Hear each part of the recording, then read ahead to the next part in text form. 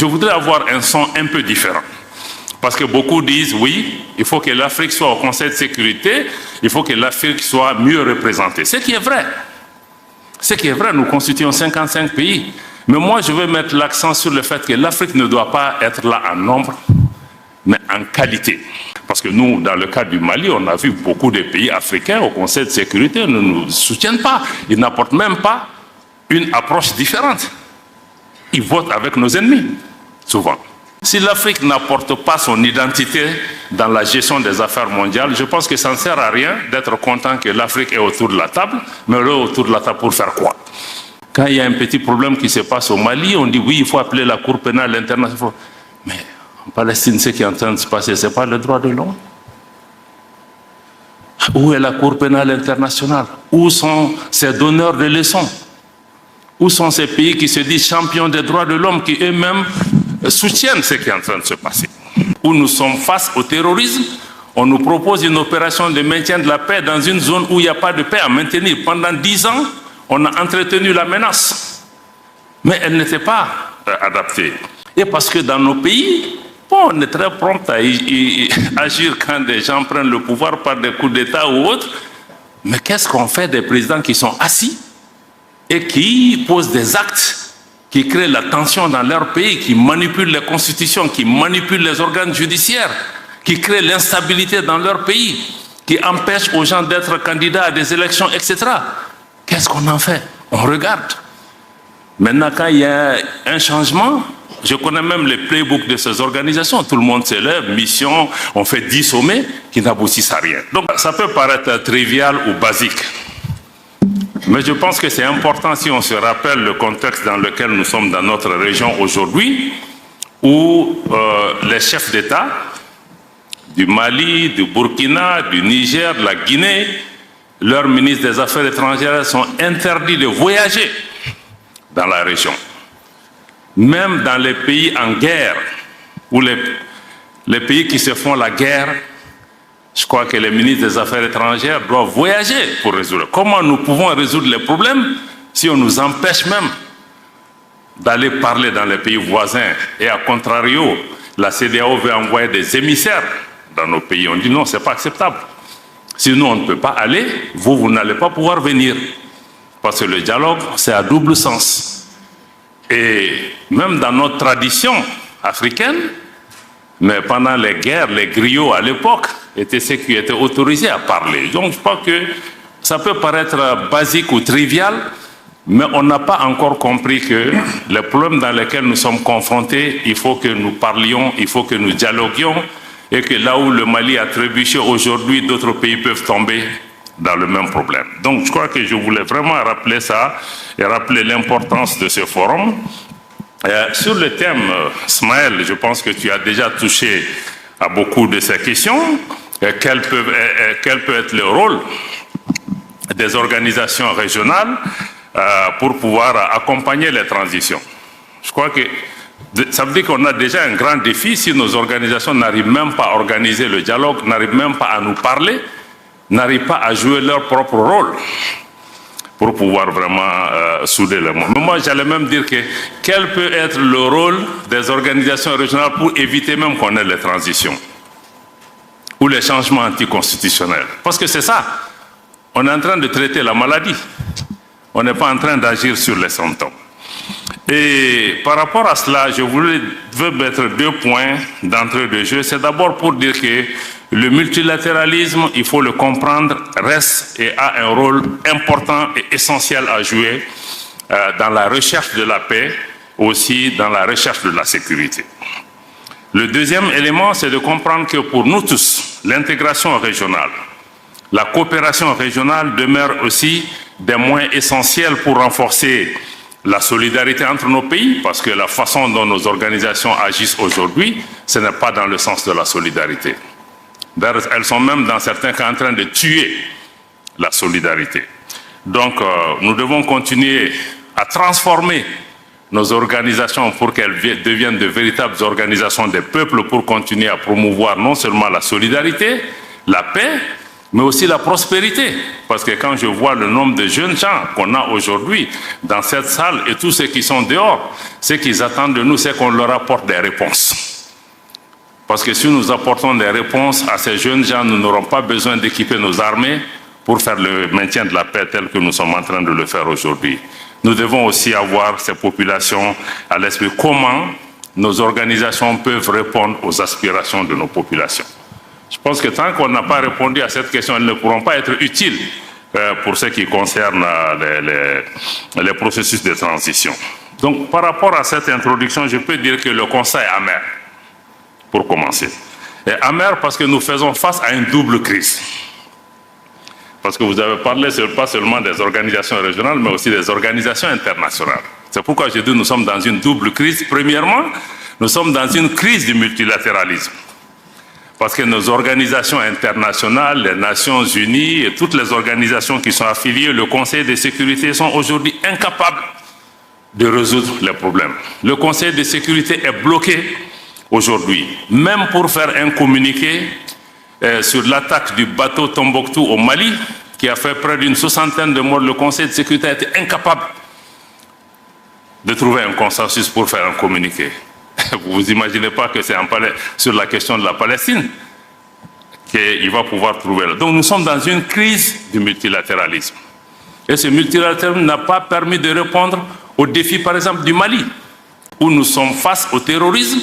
On nous propose une opération de maintien de la paix dans une zone où il n'y a pas de paix à maintenir. Pendant 10 ans, on a entretenu la menace.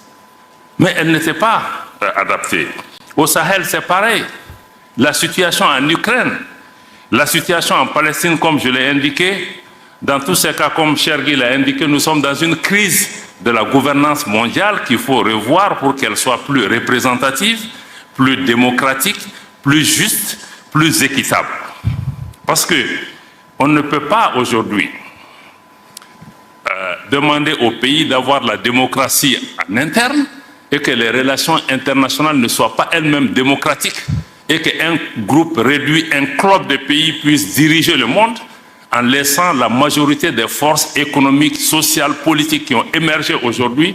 La situation géopolitique mondiale s'est totalement transformée, mais cette réalité n'est pas reflétée.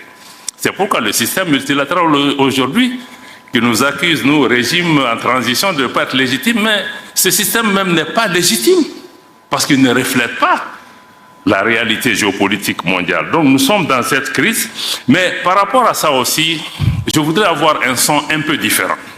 Parce que beaucoup disent, oui, il faut que l'Afrique soit au Conseil de sécurité, il faut que l'Afrique soit mieux représentée. Ce qui est vrai.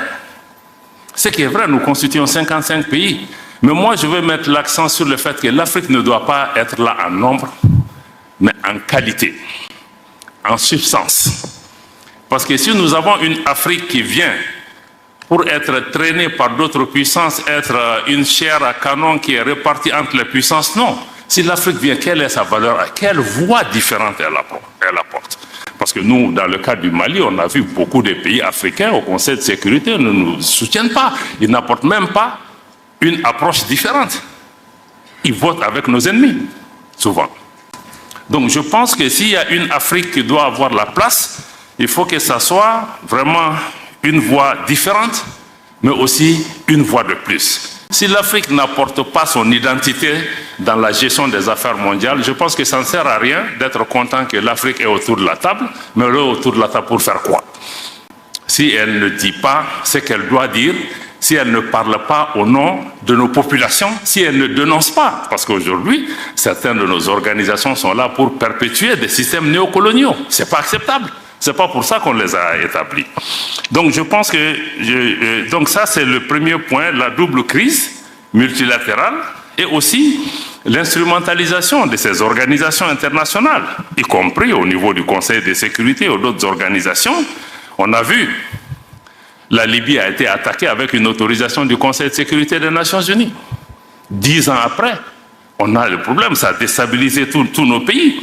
Donc souvent, on se demande si ces organisations même ne sont pas là pour maintenir, entretenir la menace, pour justifier leur existence et voiler leur inefficacité souvent. Et aussi, tout le monde a dénoncé ici depuis la politique de 2 poids 2 mesures enlève la crédibilité à ces organisations. Quand on parle aujourd'hui des droits de l'homme, bon, c'est devenu une religion. C'est devenu une religion. Quand il y a un petit problème qui se passe au Mali, on dit oui, il faut appeler la Cour pénale internationale. Mais en Palestine, ce qui est en train de se passer, ce n'est pas le droit de l'homme. Où est la Cour pénale internationale? Où sont ces donneurs de leçons? Où sont ces pays qui se disent champions des droits de l'homme, qui eux-mêmes soutiennent ce qui est en train de se passer? Je peux donner d'autres exemples par rapport aux droits de l'homme. Est-ce que c'est ça le droit de l'homme? La politique de 2 poids 2 mesures. Si je suis ami avec quelqu'un, je ferme les yeux. Non. Donc ce ne sont pas les principes. Ça enlève le truc. Même la démocratie. On nous accuse des 1000 noms d'Israël, mais en réalité, ceux qui prétendent promouvoir la démocratie, ce n'est pas la démocratie qui est en question, ce n'est même pas l'intérêt de nos pays. C'est leurs propres intérêts. Parce que quand vous voyez que quand la démocratie ou les institutions sont menacées dans le pays, en fonction du fait que ce pays est avec moi ou n'est pas avec moi, ou les nouveaux gouvernements sont avec moi, je me prononce. Est-ce que c'est ça la démocratie? Donc nous-mêmes, nous devons pouvoir vraiment prendre ces questions. Donc je voulais dire que le système multilatéral, sur cette partie de la double crise, est incohérente et inconséquente par rapport aux réponses à nos questions. Maintenant, la deuxième partie de la double crise, c'est maintenant la crise de nos organisations régionales. Ce qui est vraiment le point sur lequel je voudrais pouvoir inviter la réflexion. Je pense que Chergui a beaucoup parlé de cette question. Naturellement, aucun de nous n'est satisfait.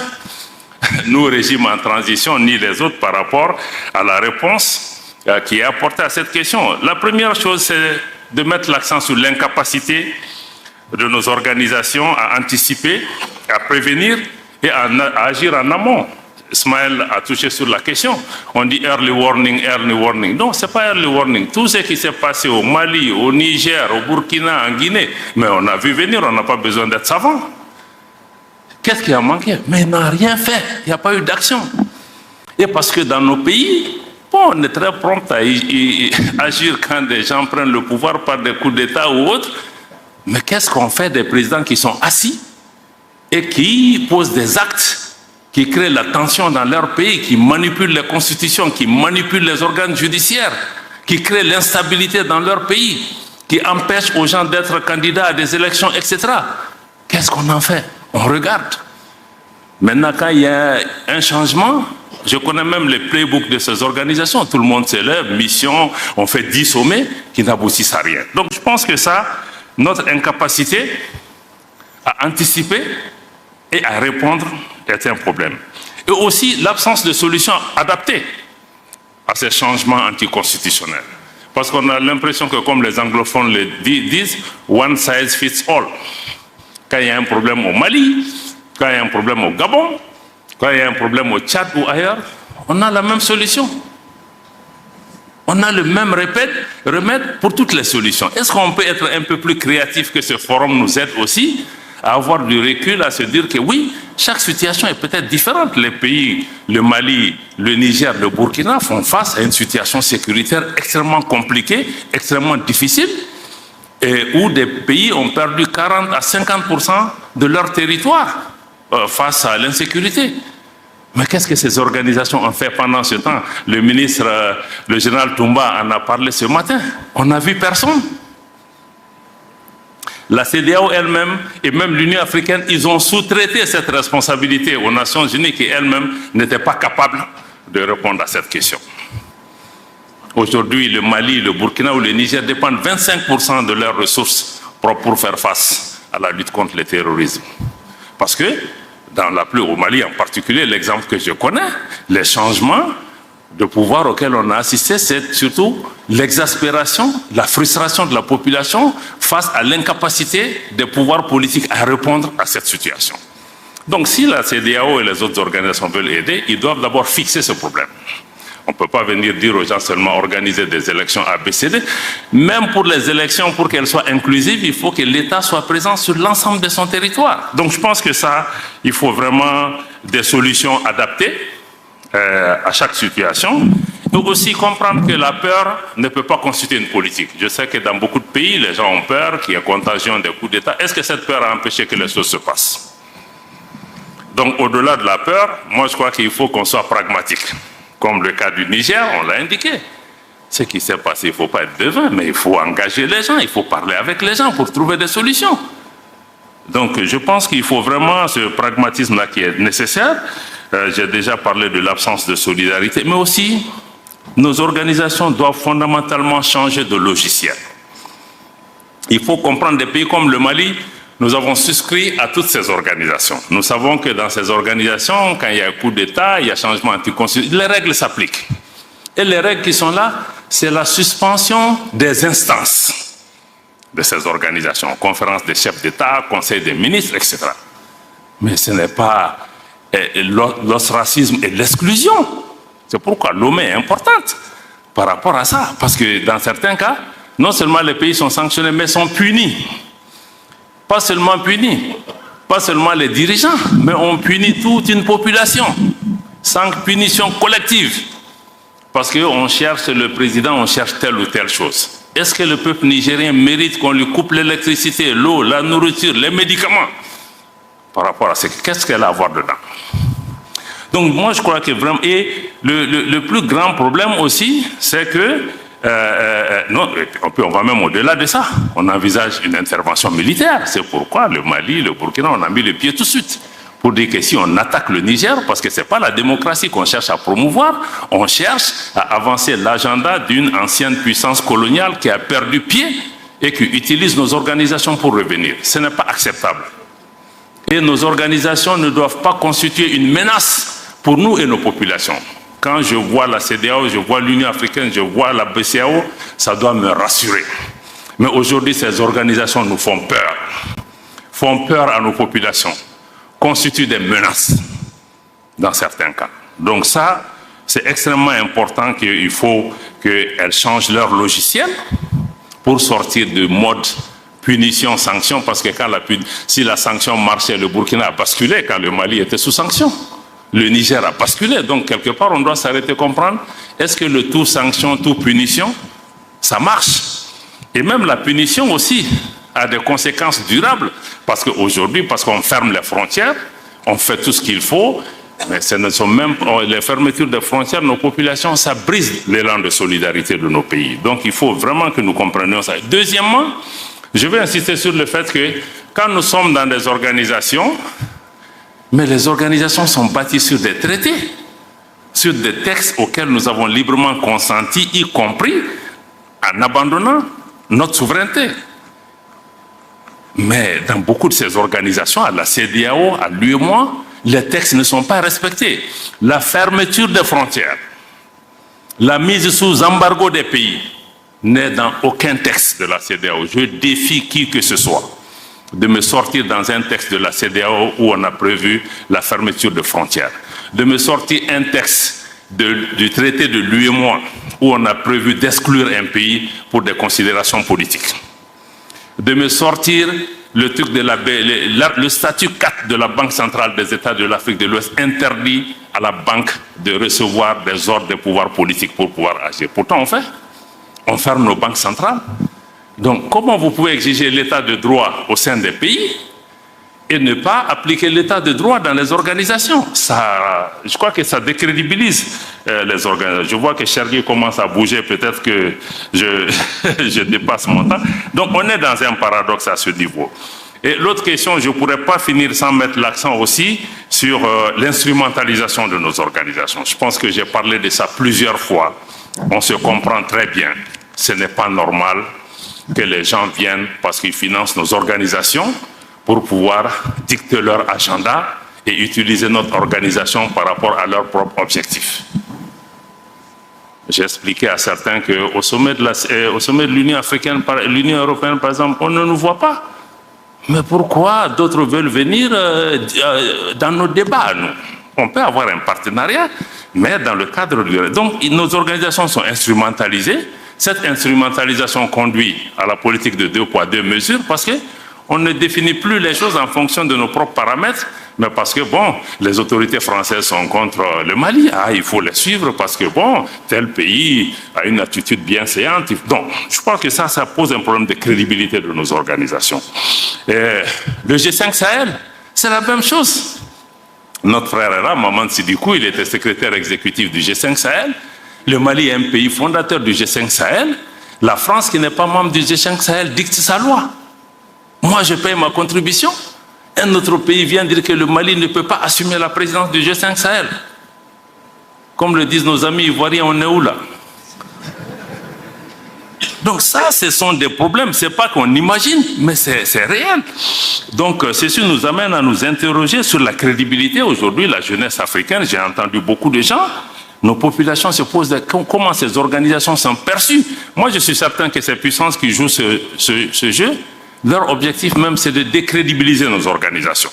Quand ils disent, ouais, on est derrière la CEDEAO, et vous prenez le micro souvent pour prédire, on a vu des ministres français, ou même le chef de l'État, prédire les conclusions des sommets de la CEDEAO sans qu'aucun responsable de l'organisation les rappelle à l'ordre. Donc, je pense que c'est ça. Bon, donc, je pense que par rapport à tout ça, qu'il y aura définitivement un impact sur l'intégration, la solidarité africaine si on ne prend pas des mesures. Pour des pays comme le Mali, on aurait pu continuer à protester, à agir, à faire des communiqués, mais nous avons dit aussi que quelque part, il faut que nous apportons une alternative, une réponse géostratégique. C'est pourquoi on a décidé de mettre en place l'Alliance des États du Sahel, pour plusieurs raisons, parce qu'on ne veut pas une organisation qui soit téléguidée de l'extérieur. Deux, c'est que nous avons décidé que nous finançons cette organisation. Si vous voyez la charte, elle n'a pas prévu que nous recevons de l'argent de qui que ce soit. Pour être très clair. Donc, s'il y a des réponses sécuritaires, ça doit être des réponses sécuritaires à la hauteur de nos moyens. Et les moyens, nous en avons. Nous ne sommes pas aussi pauvres que ça, parce que c'est la géopolitique qui crée cette pauvreté et l'entretien. Donc, nous voulons aussi proposer une nouvelle approche de la solidarité et de l'intégration régionale. Chaque pays a une voix, pratiquement un droit de veto par rapport à tout ce qui se décide. Nous voulons aussi travailler pas seulement sur les questions sécuritaires à travers cette alliance militaire, mais aussi travailler sur les questions de développement, y compris les questions monétaires qui sont tabous aujourd'hui. Nous allons toucher à toutes les questions, comment notre organisation peut répondre aux attentes des populations du Liptako-Gourma. Ce qui est important aussi dans cette organisation, c'est qu'il y a une volonté populaire. Les populations, il y a une symbiose entre nos populations qui soutiennent cette initiative. Donc ça me semble être important. Donc en conclusion, et pour terminer, je pense que pour que nos organisations soient crédibles, il faut qu'elles soient elles-mêmes capables d'apporter les changements qui sont attendus par les populations. En premier lieu, il faut d'abord qu'elles remplissent leur vocation première, qui est de réaliser la solidarité africaine, l'intégration africaine.